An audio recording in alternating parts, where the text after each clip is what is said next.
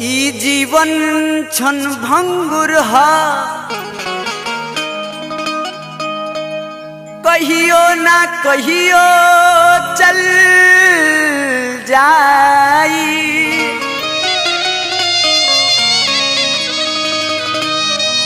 इहो माटी के कांच घड़ी लबा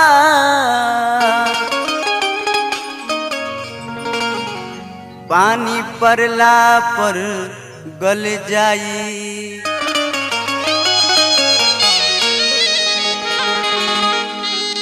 तो कहे के बा भैया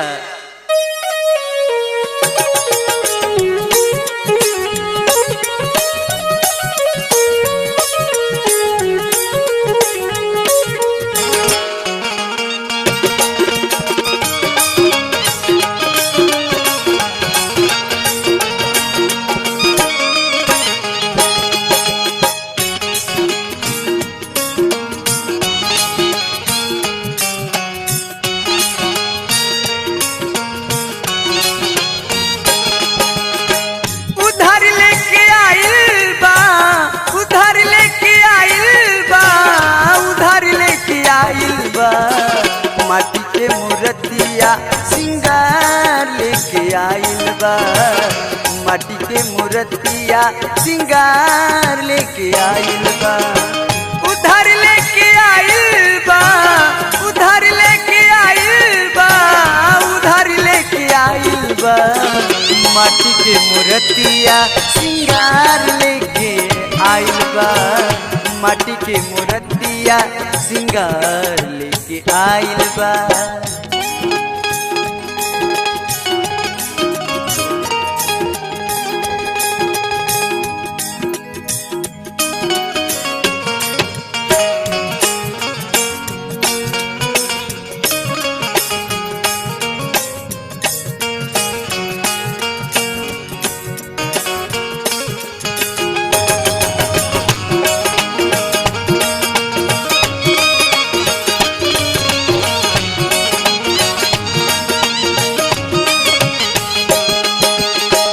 रूपवा के ऊपरा पनिया चढ़ल बा। रूपवा के ऊपरा पनिया चढ़ल बा।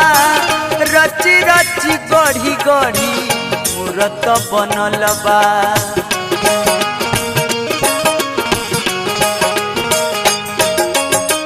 रूपवा के ऊपरा पनिया चढ़ल बा। रची रची गढ़ी गढ़ी मूरत बनल बा। पांच तत्वा के पांच तत्वा के रतन समाइल बा।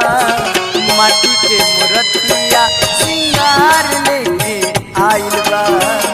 माटी के मूर्तिया सिंगार लेके आइल बा।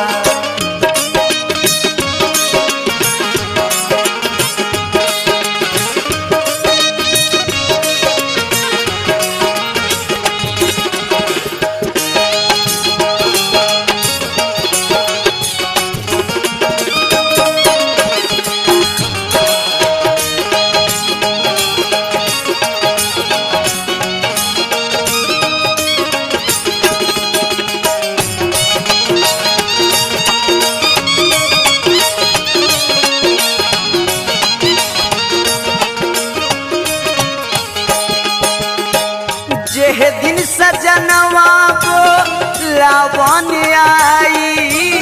जेह दिन सजनवा बोलावन आई। ओह दिन पाठक जी का कितना बुझाई।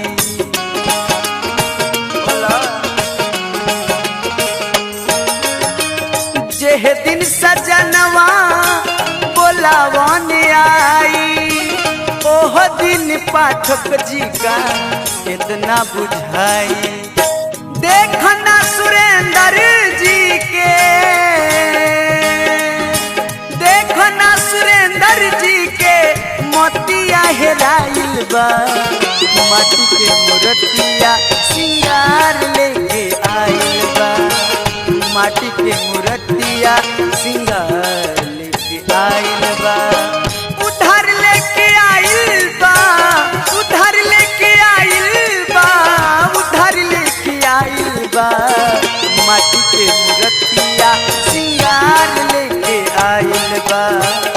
माटी के मूर्तिया सिंगार लेके आइल बा। माटी के मूर्तिया सिंगार लेके आइल बा। माटी के मूर्तिया सिंगार लेके आइल बा।